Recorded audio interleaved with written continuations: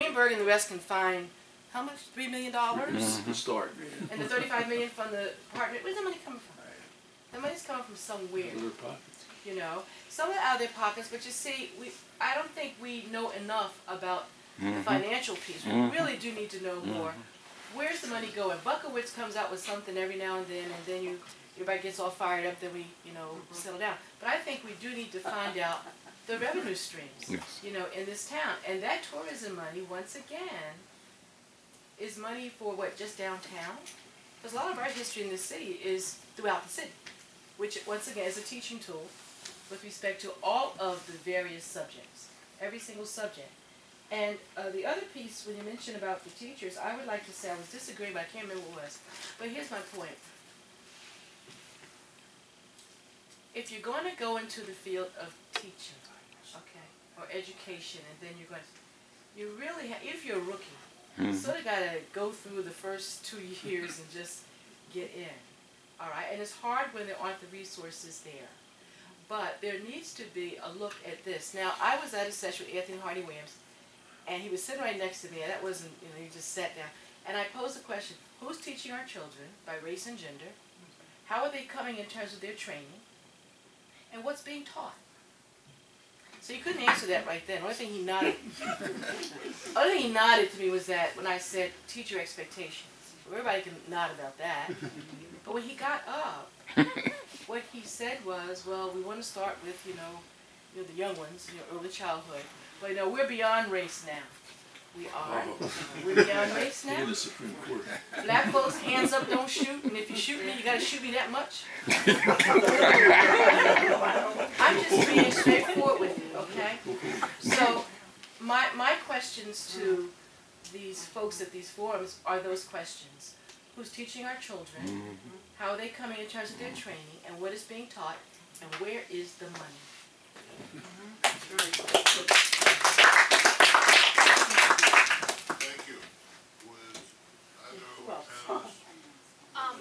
I know the answer a little bit to who's doing the teaching because the demographic, information of the district recently was actually published in the paper, and teachers in Philadelphia are now 65 to 67% white, and about 30% African American. There were no historical numbers posted, but I think pretty much anybody's understanding is that is more white than it used to be. I also know that the School District of Philadelphia, No, it's always been that. It's always been that number? Yeah. Well, so the reason I came to believe that is that I know that the school district also used to have a school-based quota system wherein they sought to have the racial makeup of the teachers match the racial makeup of the school within a certain, not exactly, but within a certain percentage of each other, and that's been dropped within the last 5 years or so. And my understanding was that they dropped it because it was too hard to make. So it became impossible to make. That's not a value judgment, I'm just stating it for what it is. As for what's being taught and what kind of preparation the teachers have, it's hodgepodge. It just varies really, really widely. And I think increasingly the quality of that, both for who's being hired and what kind of learning is going on in the classroom, rests a lot with the administration and the principal. So, it just varies by building. If you've got somebody who's good, they're going to work hard to bring in the best talent. They're going to give teachers the supports they need, even with limited resources, to do the best they can. If they're not that interested in that, or they're petty or litigious, or any of the negative adjectives you could be using to describe a principal, then you don't get the environment that you're hoping for. There, I'm the helpless teacher that just blames the principals. Well, the principal's job is to ensure that teachers become effective. I agree. Thanks, Bob, for that reminder. I came in as a pessimist, and now I'm an optimistic pessimist.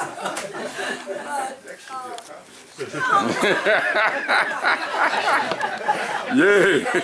All right. The reason for the actually the diminishing numbers of black teachers in the school district of Philadelphia had to do with, I forget which organization it was trying to get more black men into the schools. Concerned Black Men was doing something. Well, Concerned Black Men was trying to. concerned black men. My good old union, they said that and the memory is in this, so I don't have the right wording and everything, but they fought against that group. And we have a bunch of dinosaurs that run the PFT. You could tell them. They've got Jerry Jordan up there and fronting for them. But you're the only working teacher. And let me tell you. I don't work for them full time. Oh, Wow. I'll have to. Stretch, throw to work. I'll have to start all over again. But maybe I need to make an appointment with Jerry Jordan and we'll talk to him. Really, I'm not saying this as a joke. I really think I need to do that. I've been saying that, Carol, for 2 years, haven't I? I'll go with you. I'll go with you. Yes, yes, delegation. This is what we need to tell you. Because the AFT is far more progressive than the Philadelphia Federation of Teachers. And God knows I love my union because I couldn't survive. I wouldn't have my retirement. I'd be in big trouble. But he was It wasn't for the youth. Ryan. But they lost their way. They have lost their way. They should be, I already gave you part of the solution. The union has money. They don't have lots of money, but they do have money. They have members, they get 1% of your salary. They have the money. They can reach out to the neighborhood. They can talk to their members. I mean, when I came into the union, people talked to me. I go to union meetings and hear Debbie Bell and other people, they influenced me to join the SEAC caucus. We made a difference. We made a difference. And that has to be replicated. Because you have to have your union, school workers, the parents, the community, and the students. They all have to be on the same page. Now they're not even in the same book. They've got to be on the same page. And it's up to teachers to educate and talk to the parents. The parents are the experts on their children. So you have to listen to the parents.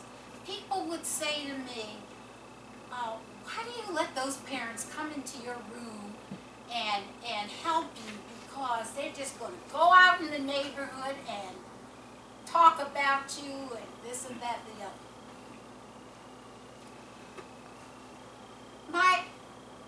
I could not pay to have an assistant teacher. I knew I couldn't do all that work by myself. Every year, all the 31 years that I taught school, I had parents helping me. And some of them I met because they came up to criticize me. And I had to win them over. And I said, anybody wants to come in, sit in my classroom, come right on in. And the principal looked at me like I was crazy. But when they actually came into the classroom and they saw what was going on and what you're trying to do and your sincerity. They wanted to volunteer to come for an afternoon or 2 afternoons a week. It was great. And I didn't, until this moment, I didn't realize how much I depended on my parents. We, the union teachers, the union, has to help turn this around. I agree. I agree.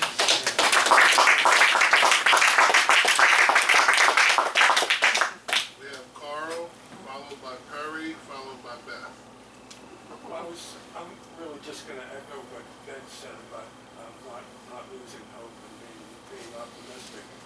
When we talk about the success of the New Deal solution way back when, we tend to think of it as something, now we tend to think of it as something that FDR and his administration did from Washington starting in 1932 or 34 or 36, but it really starts in 1930 with public activism that got FDR elected and then pushed him well beyond what he intended to achieve when he was elected in 1932. It comes from the people being organized, increasingly organized about issues like education that have a broad effect and a broad appeal. And if we know that we can achieve that, then we can push forward and make it happen. No, thank you. Thank you very much, Carl. We have Perry. Yeah, Rosetta was just speaking about this a little bit, but for Larissa, I was just wondering how the seeds of the Working Educators Caucus were sown, like what the union landscape was maybe right before. I know it's a pretty new caucus, and also I guess just the possibility for like activist caucuses in, I work as a public librarian for other public workers in the city. I was not a building representative at the time the caucus was formed, but a lot of it came out of organic discussions that people would have at regional meetings where they were frustrated or unhappy with the way things were going. And once those people found each other, they then realized, well, hey, if this is happening in our region, I bet it's happening in other regions. And so there's a network of 6 different regions where meetings happen all around the city each month. So that was one way that the seeds were sown. Learning about Chicago, going to Chicago, they host a social justice unionism conference every summer in August. So getting to meet people who had done the work and also from other cities where people were organizing at the same level that we were was a total game changer. If you have a chance to connect with like-minded people in other cities that are maybe like 12 to 18 months ahead of you, that's incredible. I forget what the other part of your question was.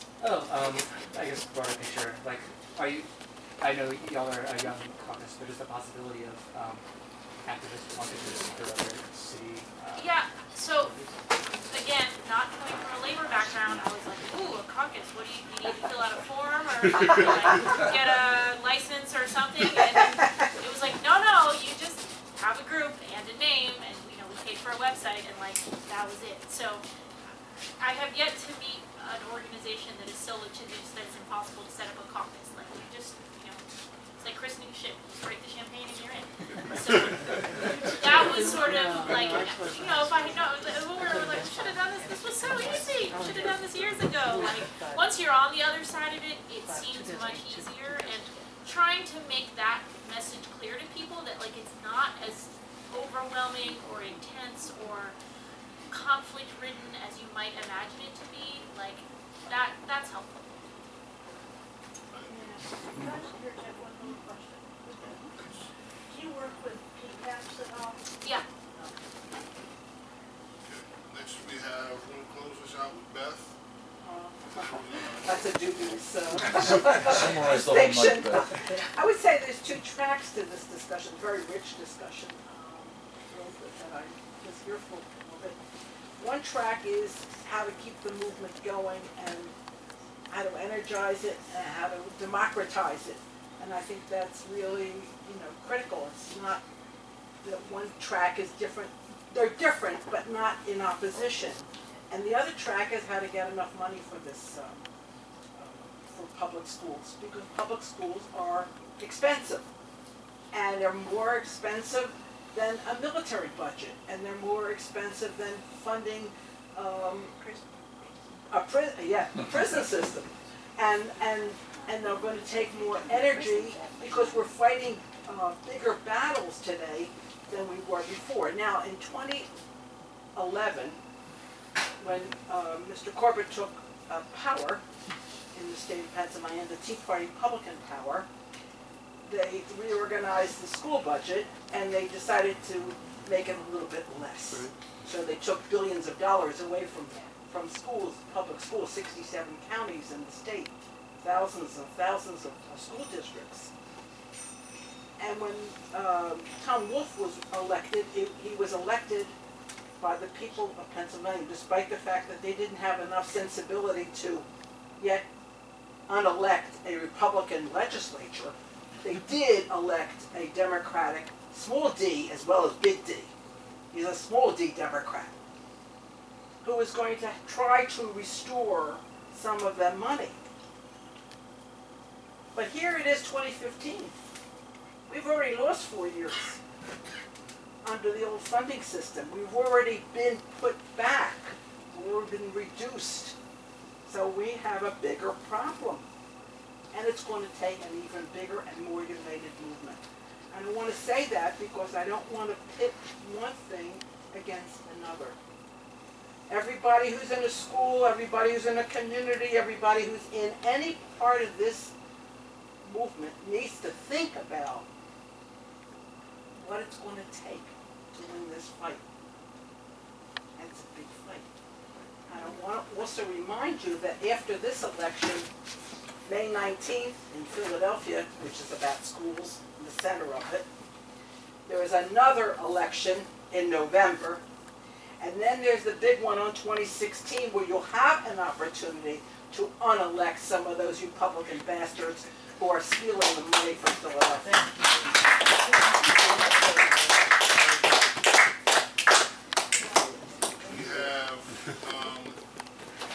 We certainly had a lively discussion tonight, and I want to again, I would like to thank our panelists. To my right, Melissa.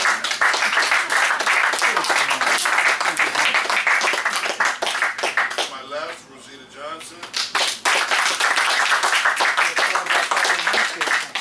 And I would like for you all to give yourself a round of applause for this lively discussion.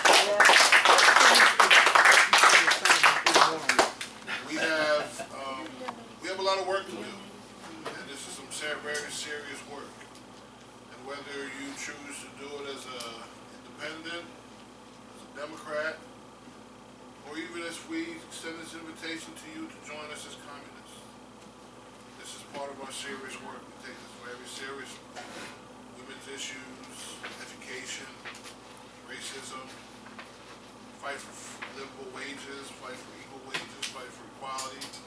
As you heard in the beginning, fight for peace, fight for a clean and safe environment. We invite you to join us in our work. We have a place for everyone, and we definitely have a use for your talents, skills, and your progressive attitudes. I want to thank all of you for being here tonight. This has been certainly a pleasure to entertain you, and we look forward to seeing you in the near future. But before we close out, we have a few announcements which we're going to make. Carl, did you still want to make that, or should she take care of that already? Just, if you haven't already signed one of our petitions to PEN, to pay their fair share, that the idea is that anything PEN and the other big institutions would pay would reduce the deficit of the schools, public schools. So you don't have to live in Philadelphia to sign this. I've seen people from Maryland and New York and all over the place sign our petition. So please, if you haven't already, sign one of our petitions. Thank you. Especially if you're an alum. Yes, there's a space to check if you're PEN staff or PEN alum. Carol? terms of being optimistic, I have campaign literature that goes in. If we I'm can sorry, get, hold on, please. We're almost done. if we can get Helen elected, she is a true diehard education activist. And getting her in office for city council means that we would have somebody who would be advocating for education and for communities and for people. She is never going to accept money from people like the Susquehanna Investment Group or from, never mind. But anyway, so I would really recommend, I have literature here if you want to, if you feel like you can distribute any, just help yourself. Okay, I'm going to sit around and take what you need. Is she at large? She's running for at large. At large, there's like 21 people running. And she is, I believe, her position is number 17. Some of us are planning on voting just for her to increase the value of your vote in terms of making sure she gets in. John Bago? We got some more of those, that's some more. John Bago? Yeah, thank you. The annual May Day Rally and Festival this year will be in the central area of Clark Park, which is just up the block here at 43rd and Baltimore. It will be from 3 to 6 in the afternoon, Friday, April 1st, May Day. So hopefully we will have good weather for that. In preparation for that, the May Day Committee is holding a beef and deer dance evening tomorrow evening. I have a few tickets left. They're $25 each. In the past, these have been enjoyable events. Plus, it raises funds for the continued functioning of the committee and holding the May Day rallies. So I have a few tickets left for $25 each. If you want to buy one now, you can see me before we all leave here tonight. You also have the option, if you can't buy a ticket now, you can show up at the door and pay as you enter. There are a few flyers on the front table in the front room that have all the information. The tickets also have on them all the information about when, where, and so on. Thank you. Thank you. Ken, you had an announcement? We got a call from the Elections Commission today. Apparently 4 questions will be on the ballot coming up this May 19th. One of those questions is whether or not, and you can vote on this, if you're an independent, Democrat, Republican, Communist, Socialist, or whatever, you can vote on whether or not the School Reform Commission, the SRC, is eliminated. There will be a resolution, if it passes by vote, that City Council will send to the Governor's office regarding that vote, requesting that the School Reform Commission is eliminated. You call 311, it's the easy way to get in. You don't have to remember the numbers. Call 311, ask for the Elections Commission, and they'll email you all 4 questions. Thank you, Ken. Any other announcements at this time? Seeing none, again, we thank, Ben, you had a question? Oh, sorry. Seeing none, I want to again thank you all for your attendance tonight. Thank you for participating in our discussion. And we hope to see you in the near future at one of our other informational and educational forums. Thank you all. Thank you.